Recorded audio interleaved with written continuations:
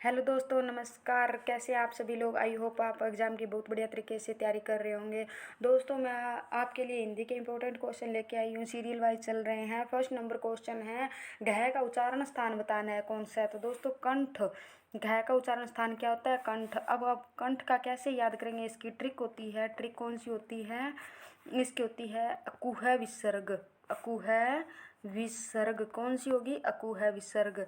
तो ऐ से ए और आ हो गया, ये क्या है? कंठ्य ध्वनि है। क से क्या हो गया? कवर्ग। क्या हो गया? कवर्ग। क का पूरा वर्ग क्या हो गया? कवर्ग। और है और एक विसर्ग। विसर्ग इनका क्या होता है? उच्चारण स्थान कंठ्य होता है। तो घ किसके अंदर आता है? कवर्ग के अंतर्गत आता है। किसके अंतर्गत आता है? कवर्ग। तो ये इसका क्या हो जाएगा? हमारा राइट आंसर कंठ हो जाएगा। नेक्स्ट क्वेश्चन, इनमें से सुक्त व्यंजन कौन सा है? सुक्त व्यंजन के बारे में बताना है दोस्तों। कौन कौन से होते हैं हमारे सुक्त व्यंजन? तो सुक्त व्यंजन हमारे दोस्तों 4 होते हैं। कितने होते हैं? 4 होते हैं। कौन कौन से होते हैं? अक्ष, त्र, ज्ञ और कौन सा? स्र। ये हमारे क्या होते हैं? सुक्त व्यंजन होते हैं। तो इनमें से कौन सा है? ज्ञ। ये हमारा क्या हो गया? सुक्त व्यंजन हो जाएगा। ए इसका क्या हो जाएगा? विल बी राइट ऑप्शन हो जाएगा ए। नेक्स्ट क्वेश्चन, निम्नलिखित में से कौन सा वर्ण उच्चारण की दृष्टि से दंत्य नहीं है? यानी दंत से किसका उच्चारण स्थान है नहीं होता? न का, ट का, त का, द का किसका नहीं होता दोस्तों? इसका हमारा राइट आंसर हो जाएगा बी। क्या हो जाएगा? ट। राइट आंसर क्या हो जाएगा? इसका हमारा ट हो जाएगा। दंत। दंत का दोस्तों क्या ट्रिक होती है? दंत की ट्रिक होती है याद करने की तुलस। क्या होती है? तुलस। एक तो इसमें तवर्ग पूरा पूरा आ गया। तवर्ग, एक ल और एक स। एक ल और स। ये क्या? ये वाला स कौन सा हो गया? ये दंतिस्कार हो गया। तो इसका हमारा राइट आंसर दोस्तों क्या हो गया? टवर्ग। नेक्स्ट क्वेश्चन,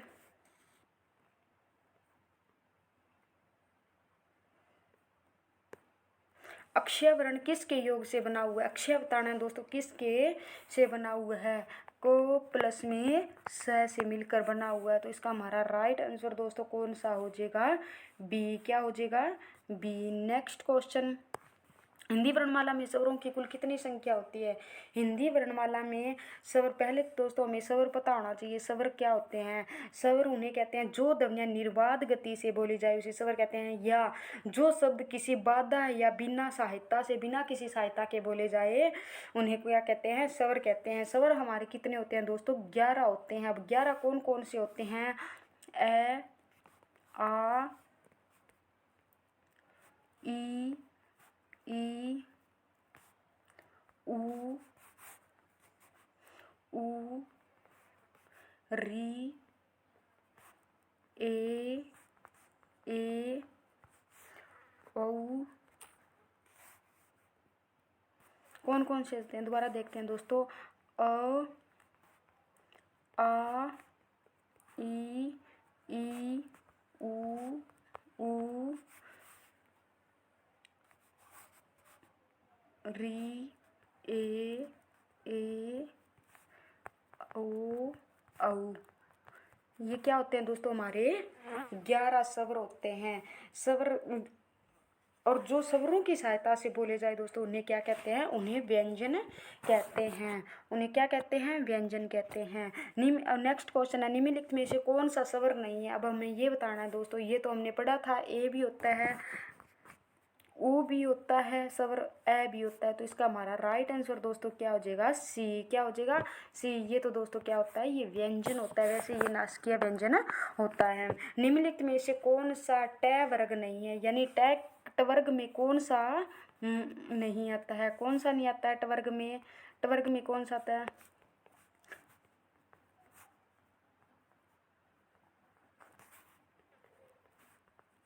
कौन से होते हैं दोस्तों? ये हमारे चारों हैं। देखो, ट आ गया, ठ आ गया, ढ आ गया और ड। इसमें हमारा ये वाला घ क्या है? ये दोस्तों ये कवर्ग में आता है। ये कौन से में आता है?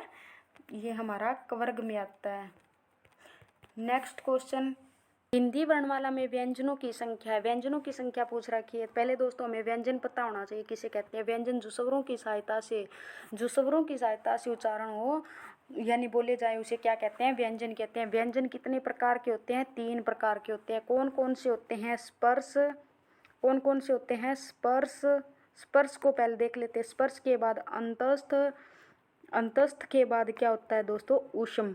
कौन सा है, ऊष्म। ऊष्म कितने होते हैं, 4। अंतस्थ भी कितने होते हैं, 4। ये कितने होते हैं, 25। इसको याद करने की दोस्तों क्या है ट्रिक, कचट तप, कचट तप यानी क का पूरा वर्ग, जैसे क ख ग घ ड़, इसी प्रकार च का वर्ग, इसी प्रकार ट का, त का और प का। अंतस्थ व्यंजन कौन कौन से होते हैं, अंतस्थ व्यंजन होते हैं य, र, ल, व। कौन कौन से होते हैं, य, र, ल, व। ये कौन से होते हैं, इसमें तीनों प्रकार के स आ जाएंगे, तीनों प्रकार के स, और एक कौन सा हो जाएगा, है। कौन सा हो जाएगा, है। तो ये हमारे क्या हो गए, ऊष्म व्यंजन। ऊष्म व्यंजन उसे कहते हैं दोस्तों जो कि हमारे मुख से उच्चारण करते समय गर्म हवा निकले, उसे कौन से होते हैं, ऊष्म। यानी ऊष्म का मतलब ही क्या होता है, गर्म। नेक्स्ट क्वेश्चन, निम्नलिखित में से कौन सा पश्च स्वर है। पश्च स्वर किसे कहते हैं दोस्तों, जिन स्वरों के उच्चारण में जीव का पश्च यानी पश्च का मतलब क्या होता है, पीछा, पीछे यानी पीछे, यानी कौन सा हो गया, पीछे, पीछे हो गया दोस्तों। यानी जिन स्वरों के उच्चारण में जीव का पश्च भाग ऊपर उठता है उसे कौन से कहते हैं, पश्च स्वर कहते हैं। पश्च स्वर कितने प्रकार के होते हैं दोस्तों, 5 प्रकार के होते हैं। पांचों प्रकार कौन कौन से हैं ये बताओ। जैसे आ हो गया, ऊ हो गया, ऊन वाला हो गया, ऊ हो गया, ओ हो गया, और एक औ हो गया। ये क्या होते हैं, ये पश्च स्वर हैं। तो इसमें हमारा आ है, तो इसका हमारा राइट आंसर दोस्तों सी हो जाएगा, आ पश्च स्वर है। निम्नलिखित में से कौन सा योगवाहा है, तो इसका हमारा राइट आंसर दोस्तों क्या हो जाएगा, विसर्ग है। यानी योगवाहा 2 प्रकार के होते हैं, योगवाह अ और अ, यानी ये क्या होते हैं, अयोगवाह होते हैं। यानी इनका योग न तो स्वरों में होता है और न ही व्यंजनों में होता है, लेकिन फिर भी ये क्या अपना अर्थ प्रकट करते हैं, ये हमेशा ही स्वरों के साथ लगते हैं। नेक्स्ट क्वेश्चन, 6 ध्वनि का उच्चारण स्थान कौन सा है। 6 का बताना है दोस्तों, क्या है 6 का, क्या है, ओष्ठ्य है, तालव्य, दंत्य, या इनमें से कोई नहीं। तो 6 का कौन सा हो जाएगा दोस्तों, तालव्य। कौन सा हो जाएगा, तालव्य। तालव्य का ट्रिक कौन सी है, इचू यस, इचू यस। इसे याद करने की ट्रिक है ई, यानी दोनों प्रकार की ई, बड़ी ई दोनों आ जाएगी, और च, छ, ज, च का पूरा वर्ग आ जाएगा, ये और स, ये वाला कौन सा होता है, ये तालव्य स्कार होता है। नेक्स्ट क्वेश्चन, तालव्य व्यंजन कौन से है। तालव्य व्यंजन का मैंने अभी भी ट्रिक बताई थी आपको, कौन सा होता है, इचू यस, यानी इचू यस होता है। तो इसमें च दे रखा है, तो ये च का पूरा वर्ग च, छ, ज, ज वाला हो जाएगा। नेक्स्ट क्वेश्चन, य, र, ल, व किस वर्ग के व्यंजन है, यानी किस वर्ग में आते हैं ये कौन से आते हैं, अंतस्थ व्यंजन। मैंने अभी बताए थे व्यंजन कितने प्रकार के होते हैं, 3 प्रकार के। कौन कौन से, स्पर्श व्यंजन, अंतस्थ व्यंजन और ऊष्म व्यंजन। इसे अंतस्थ व्यंजन क्यों कहते हैं, अंतस्थ व्यंजन इसलिए कहते हैं क्योंकि ये स्पर्श व्यंजन और ऊष्म व्यंजन के बीच में स्थित होते हैं। कौन से होते हैं, अंतस्थ व्यंजन। नेक्स्ट क्वेश्चन, अनुनासिक व्यंजन कौन से होते हैं। अनुनासिक व्यंजन यानी उसे कहते हैं दोस्तों जो प्रत्येक वर्ग का पांचवा अक्षर होता है ना दोस्तों, उसे कौन सा अनुनासिक कहते हैं। जैसे अड़ा हो गया, क वर्ग का, च वर्ग का हो गया लास्ट, जैसे उसे क्या कहते हैं, अनुनासिक व्यंजन कहते हैं। हिंदी वर्णमाला में स्वरों की संख्या कितनी होती है, हिंदी वर्णमाला में स्वरों की संख्या कितनी होती है, 11। कितनी होती है, 11।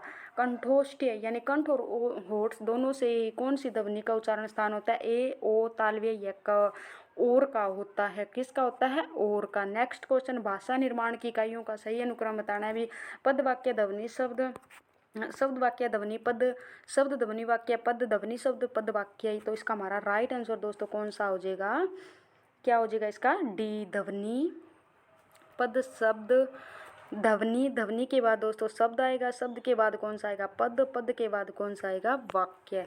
प्रयत्न के आधार पर लय किस प्रकार की ध्वनि है, लय के बारे में बताना है दोस्तों, किस प्रकार की ध्वनि है।